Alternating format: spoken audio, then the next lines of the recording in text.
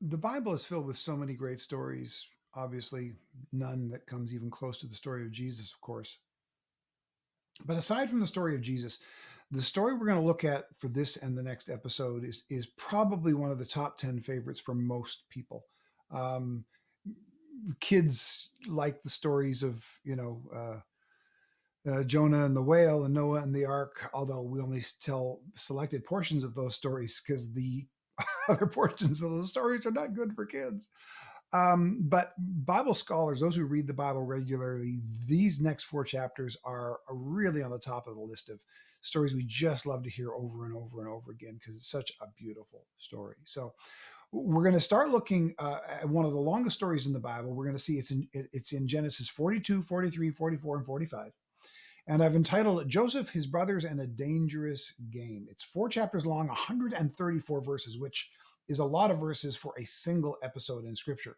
So if you are watching these episodes as I'm recording them, you're going to have to wait a week to finish the rest of the story.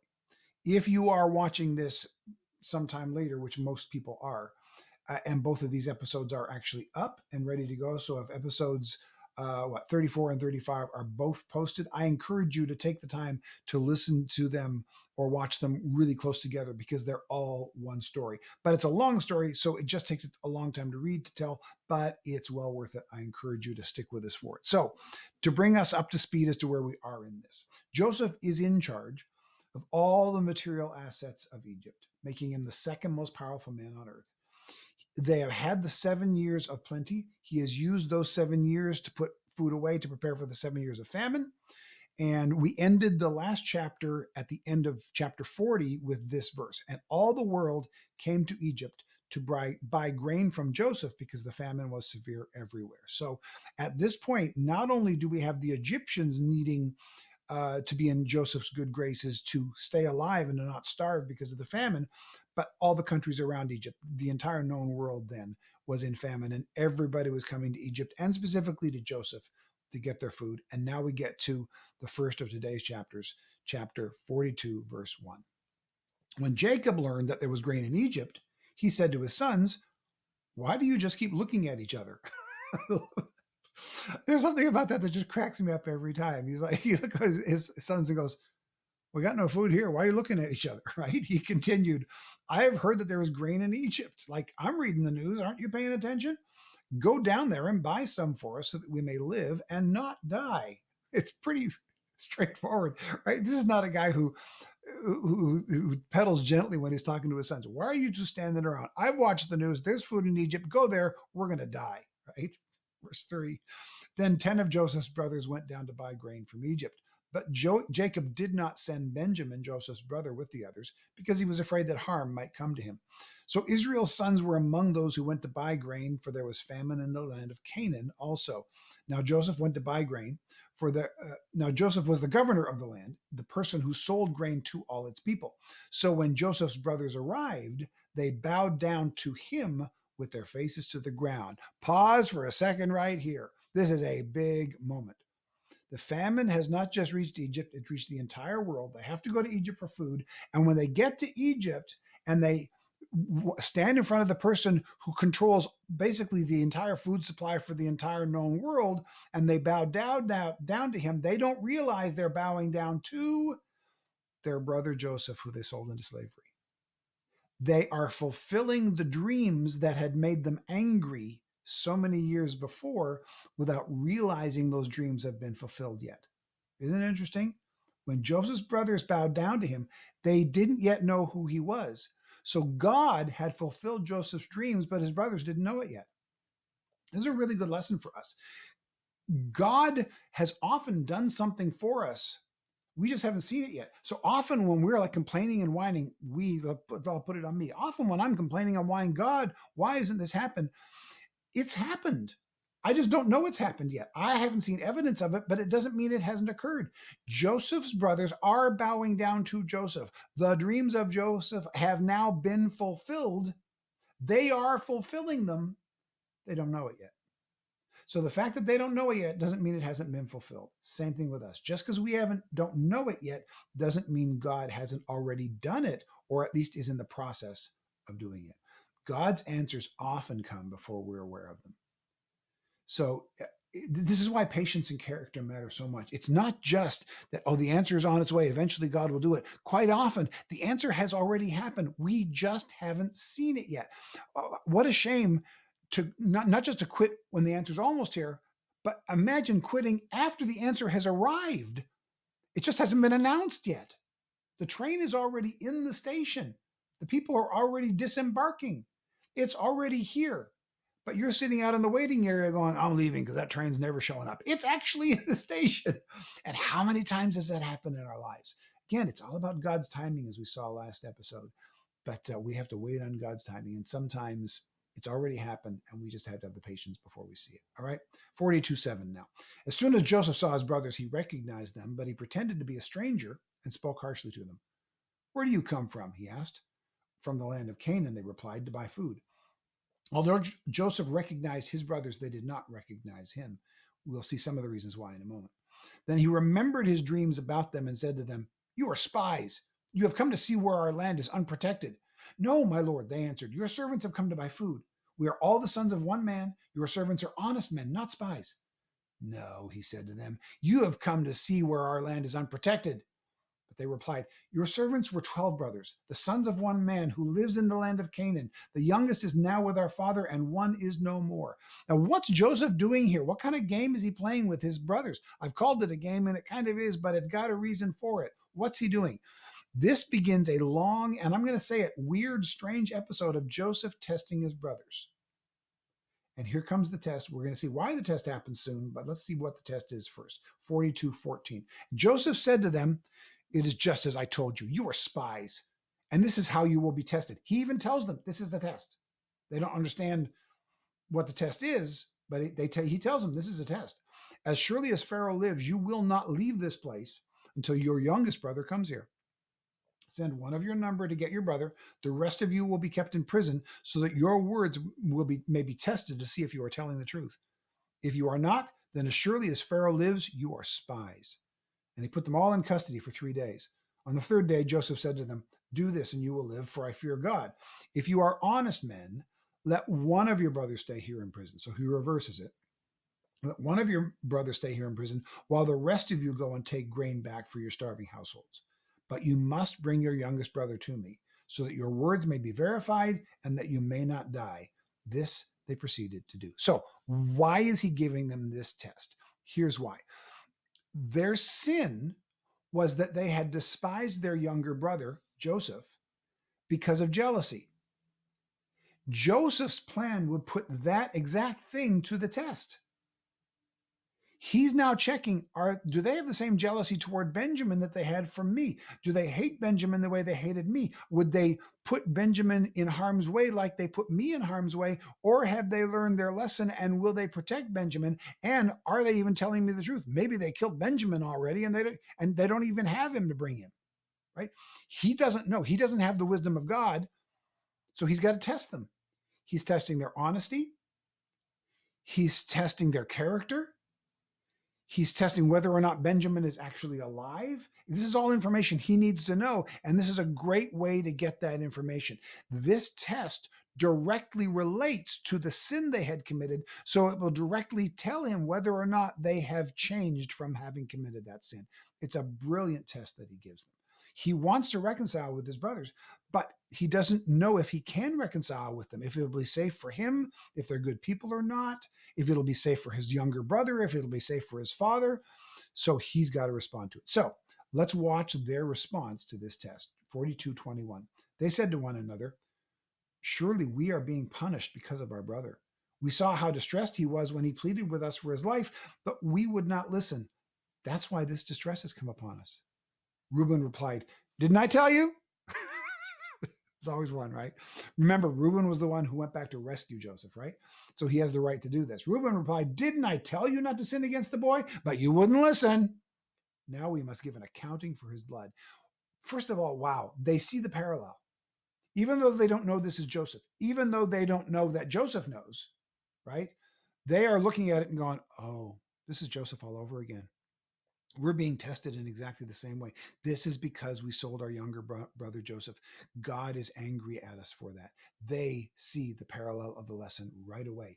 Even without knowing that it's Joseph doing it, they see that God is testing them. So, what's Joseph's response to this? 42:23. They did not realize that Joseph could understand them since he was using an interpreter. Here's one of the reasons they didn't know. He was speaking in Egyptian, it was being interpreted into Hebrew, so they didn't recognize him for that. Probably also he was sitting at a distance up on a throne. Thirdly, he probably had all that Egyptian makeup on him, like we've seen, that they did back then, like we've seen in all the drawings and so on.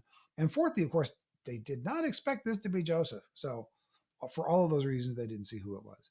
So they did not realize that Joseph could understand them since he was using an interpreter. Verse 24, he turned away from them and began to weep, but then came back and spoke to them again. So they didn't recognize him. He was speaking Egyptian, all those reasons. He finally had them where he wanted them. And what did he do? Joseph could have had revenge on his brothers and nobody would have blamed him.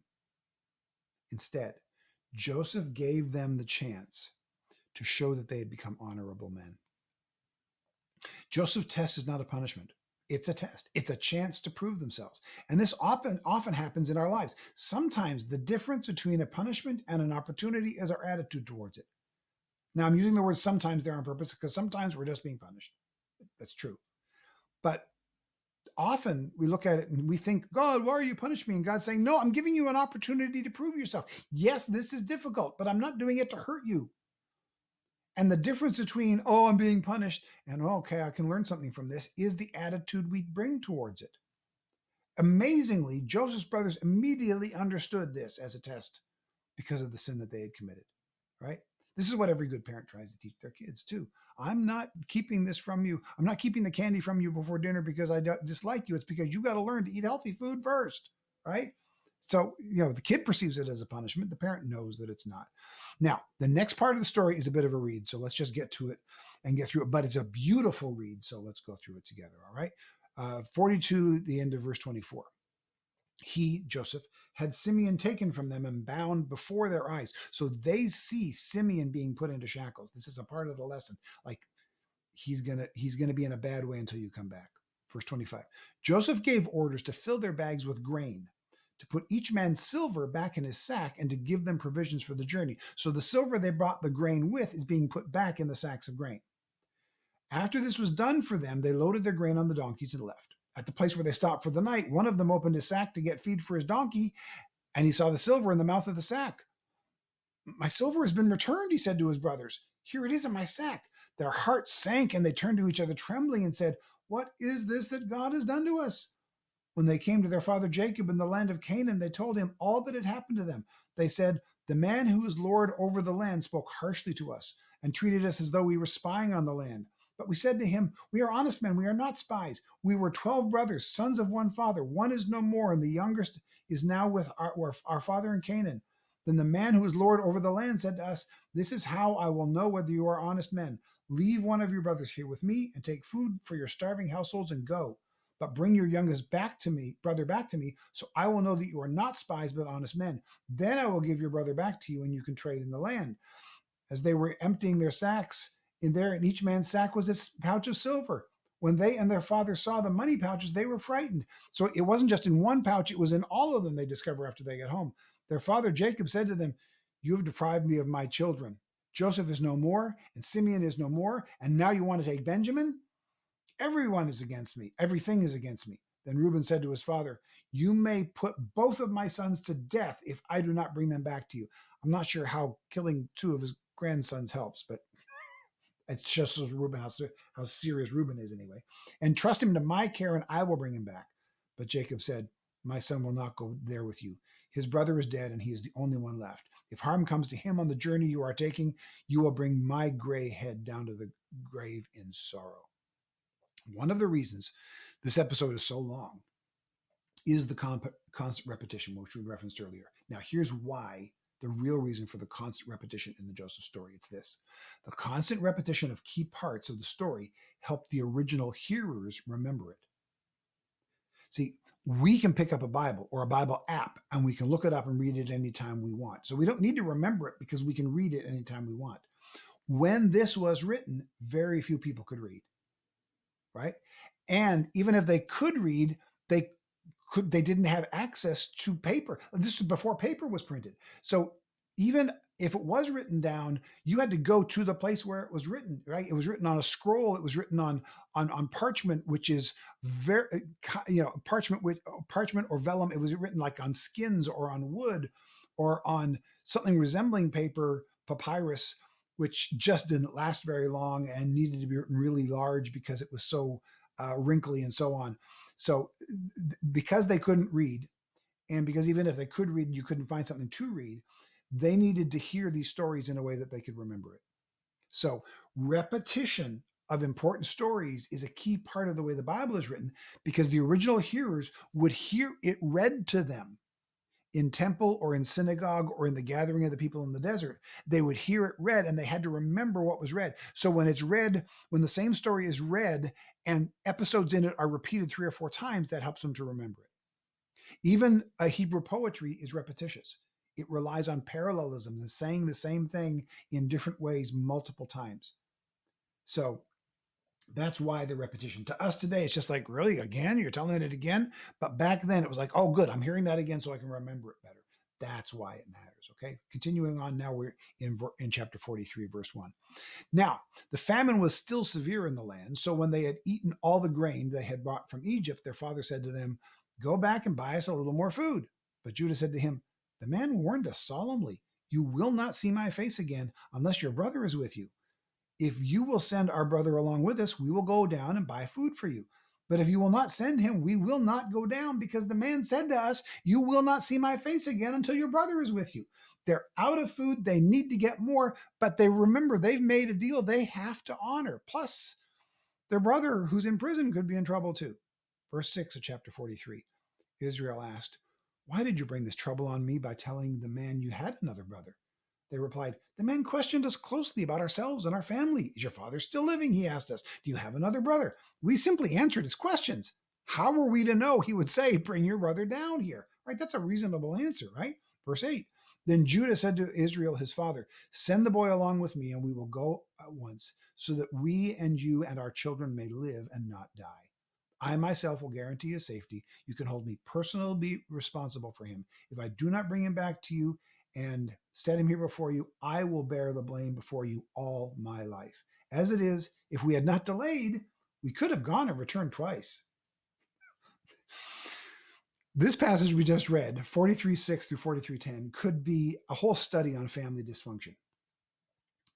In fact, that's what this is a picture of. This is a dysfunctional family trying to become healthy with God's help. Take a look at what happens here. Dad blames the boys. Why did you bring this trouble on me? They try to dodge the blame. How are we to know that he'd say, bring your brother down here? Then they blame their father. If you had not delayed us, we could have gone down and gotten food twice, right? Yet, in the middle of all that finger pointing and blaming and dysfunction, Judah steps up with, I myself will guarantee his safety, right? They're they're getting better. There's still a lot of dysfunction going on, but they're getting better. And that's the way it is in most families, right? You're never going to get to the point in your family where it's completely healthy. There'll always be some dysfunction mixed in, but in the middle of the dysfunction, you can add some honor and some character, as Judah does in this situation. It's still possible to do so, even in a mostly dysfunctional family. But with God's help, they are getting better. 43:11. Then their father Israel said to them, if it must be, then do this. Put some of the best products of the land in your bags and take them down to the man as a gift. A little balm and a little honey, some spices and myrrh, some pistachio nuts and almonds. Take double the amount of silver with you, for you must return the silver that was put into the mouths of your sacks. Perhaps it was a mistake.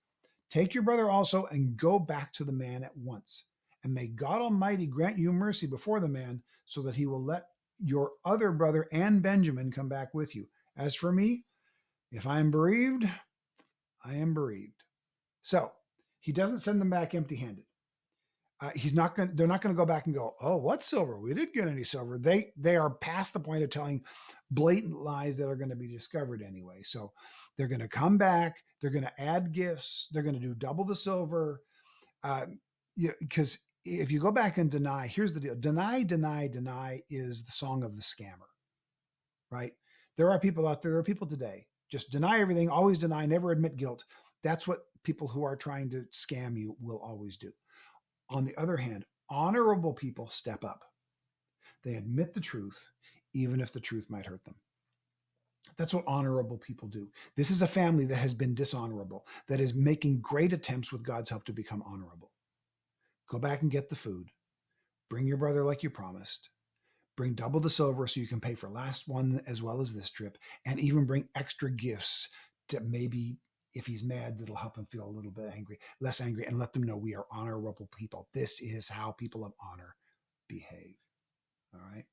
So it continues on, verse chapter 43, verse 15. So the men took the gifts and doubled the amount of silver, and Benjamin also. They hurried down to Egypt and presented themselves to Joseph. When Joseph saw Benjamin with them, he said to the steward of his house, take these men to my house, slaughter an animal, and prepare a meal. They are to eat with me at noon. The man did as Joseph told him, and took the men to Joseph's house. So Joseph sees that they brought Benjamin, and he wants to celebrate with his brothers, but they don't know who he is. So what do? 43:18. Now the men were frightened when they were taken into his house. What's going on? This is different. What's happening? Are we in trouble? They thought, we were brought here because of the silver that was put back into our sacks the first time. He wants to attack us and overpower us and seize us as slaves and take our donkeys. So they went up to Joseph's steward and spoke to him at the entrance of the house. We beg your pardon, our Lord, they said. We came down here the first time to buy food, but at the place where we stopped for the night, we opened our sacks, and each of us found his silver, the exact weight in the amount of his sack, in the mouth of his sack. So we have brought it back with us. We have also brought additional silver with us to buy food. We don't know who put our silver in our sacks. It's all right, he said. Don't be afraid. Your God, the God of your father, has given you treasure in your sacks. I received your silver. Then he brought Simeon out to them. So they start out by saying, hey, here's what happened. I know we're in trouble, but we're trying to make it right. We don't know how this occurred. Now, at least they know they're not in trouble, but they still don't know what's happening. Verse 24 of chapter 43. The steward took the men into Joseph's house, gave them water to wash their feet, and provided fodder for their donkeys. They prepared their gifts for Joseph's arrival at noon because they had heard that they were to eat there. When Joseph came home, they presented to him the gifts they had brought into the house, and they bowed down before him to the ground. So, why was Joseph so concerned about bringing Benjamin and having Benjamin here? I think there's a couple reasons. First of all, as the youngest, Benjamin would have changed the most in the almost 20 years that he's been gone. So he wanted to see his younger brother. He would have been just a little kid, and now he's an adult. Secondly, Joseph wanted to confirm that Benjamin was being treated well. They had treated him badly as the youngest before and as the favorite, and we already see that Benjamin is dad's favorite too, right?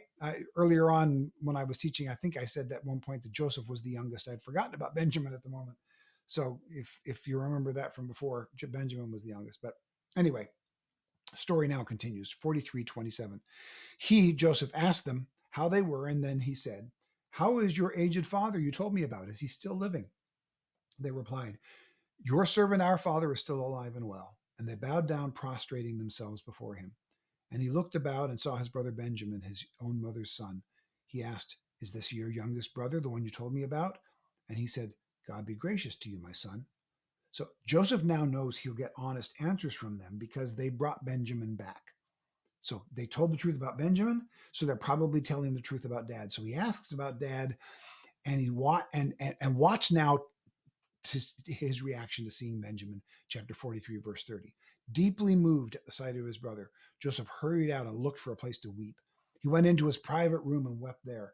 After he had washed his face, he came out and, controlling himself, said, serve the food. They served him by himself, the brothers by themselves, and the Egyptians who ate with him by themselves, because Egyptians could not eat with Hebrews, for that is detestable to Egyptians. Bookmark that, we'll come back to it. The men had been seated before him in the order of their ages, from the firstborn to the youngest, and they looked at each other in astonishment. When portions were served to them from Joseph's table, Benjamin's portion was 5 times as much as anyone else's. So they feasted and drank freely with him. So much happens in this little passage. First of all, Joseph has to leave to gather his emotions. Then the brothers eat by themselves, separate even from Joseph, in the same room, but separate from Joseph, because as we saw, Egyptian racism. They were not allowed to eat with Hebrews. Remember that, because this is a huge factor later. right? In the story of the Exodus, it happens because they eventually were enslaved. Why? Because they were of a different race. Racism is not a new thing. Racism has existed since the beginning of human history. The Egyptians despised the Hebrews for no reason other than because they were of a different race. That's where the slavery eventually comes from. And the whole story of the Exodus eventually comes out of that. If they hadn't been racist, none of that would have had to have taken place. Just amazing. And then, of course, Joseph seats them all by age, which, given they're all adult grown men, that should not have been very obvious. And so they're like, okay, how does he know this? There's something going on here. And he overloads Benjamin with food to see how are they going to react to Benjamin being the favorite, even in our presence. And it's like, nope, we're just happy to be here. Benjamin, enjoy your food. And for the first time in about 20 years, all the brothers are together again. Now, only one of them knows it so far. And this episode is only halfway through, but we're going to get to that real soon. So we'll finish that up for today. We'll get to the next part of the story in the next episode. And again, like I said earlier, if you're watching this later and both episodes are up, I encourage you to jump right over to the next episode, continue the story. If you're watching it as we're doing it, you're going to have to wait a week. But the story continues next week. So it's going to be part 2 of this amazing story of Joseph, his brothers, and a dangerous game. See you next time.